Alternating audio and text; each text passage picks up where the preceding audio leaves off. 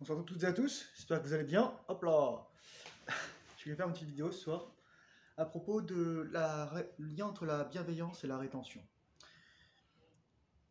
Plus j'observe mon comportement et surtout les gens autour de moi et la société, plus je me dis qu'il y a un lien très fort entre la capacité à retenir et à faire du bien autour de soi.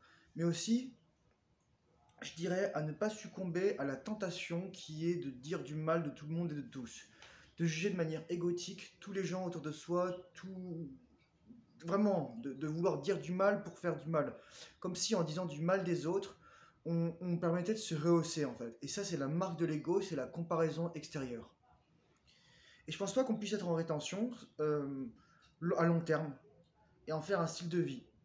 Et avoir une vibration équilibrée, une énergie équilibrée, un mental équilibré, si on est dans des considérations beaucoup plus basses, à savoir toujours dire du mal des autres, ou toujours les rabaisser, ou toujours les blâmer, ou alors se positionner en victime. En fait, on peut pas faire ça. Je pense qu'il y a c'est antinomique d'une certaine manière, une contradiction. Je vous parle de ça parce que c'est bizarre, en fait, je pense beaucoup à cette figure très, très particulière qui est, on parle souvent de l'ange terrestre ou de l'ange de la terre. Vous savez, il y a des gens, vous sentez que c'est juste des anges sur terre, en fait. C'est des saints vivants, en fait. C'est des, c'est des personnes qui sont juste rayonnantes, magnifiques, qui ont l'impression qu'elles ont toujours été comme ça, sauf que souvent elles ont vécu par des choses, elles sont passées par des choses difficiles, elles ont appris des leçons, etc. Et je vous dis ça parce que justement, mardi soir, en fait, j'ai fait la connaissance d'un monsieur, c'est trop triste en fait. Lorsqu'il avait 7 ans, il s'est fait traîner, là il en a 63, sous une voiture sur 250 mètres, sur de la glace et du givre. Donc au moins c'était pas du bitume, parce que je pense qu'il serait mort sinon. Mais ça lui a défoncé la colonne vertébrale. Et là, il a, donc, je crois, pratiquement 60 ans plus tard, il a malheureusement divorcé de son ex-épouse qui était kleptomane. Il a perdu plusieurs millions de dollars parce que divorce, parce que procès, parce que ci, parce que ça. Parce qu'en plus, il était courtier immobilier, donc il y a beaucoup d'argent dans l'immobilier. Voilà, surtout dans les grosses transactions. Il y a beaucoup de trucs plus sombres. Et bref, là, en fait, il est juste, la dernière fois quand je l'ai vu, il était totalement saoul. En fait, je l'ai recroisé ce soir, comme ça. Et je pense que c'est la vie qui.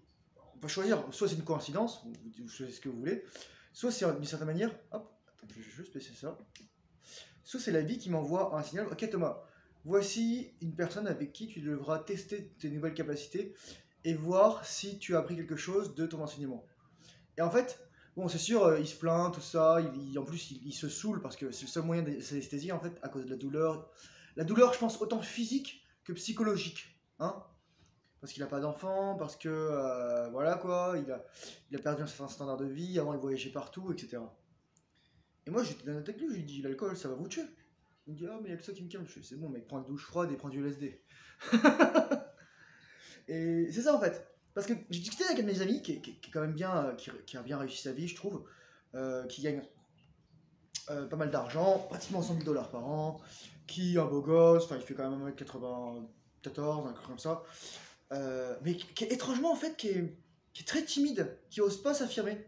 Et c'est paradoxal en fait, parce que c'est vraiment un mec super gentil en fait, je l'adore, franchement. Il me plaît énormément, je veux dire, en tant que. En termes d'amitié, c'est une des personnes avec qui j'ai le plus connecté ici. Alors qu'on s'est vu pas très souvent quoi. Et à un moment, il me demandait, mais Thomas, en fait, c'est quoi le but une fois qu'on est posé? Et moi, je lui ai dit, écoute, c'est aider les autres, en fait. Ça, je le dis souvent dans mes vidéos. C'est pour ça qu'en fait, la rétention et la bienveillance, ça va de pair. Parce que vous voulez aider les autres. Vous voulez pas pousser les autres vers le bas pour vous tirer vers le haut. Non, vous voulez aider les autres avec vous. Souvent, on dit, on se sent seul en haut de la montagne, mais en fait, le but, c'est d'emmener tout le monde avec soi. Enfin, le plus de monde possible. Et il faut être, je dis souvent aussi ça, un vortex d'énergie ascendante.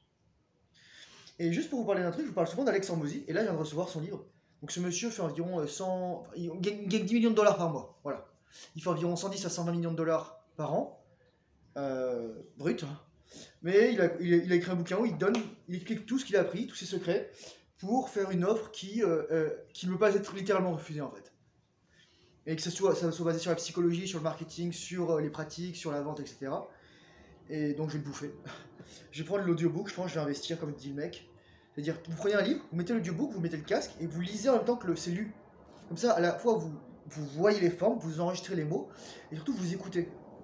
Ok? Et ça, vous pouvez le faire aussi avec un Kindle ou un... Enfin voilà, les liseuses, etc. Donc c'est ça. C'est vraiment juste pour vous dire, prétention bienveillance, ça va te faire.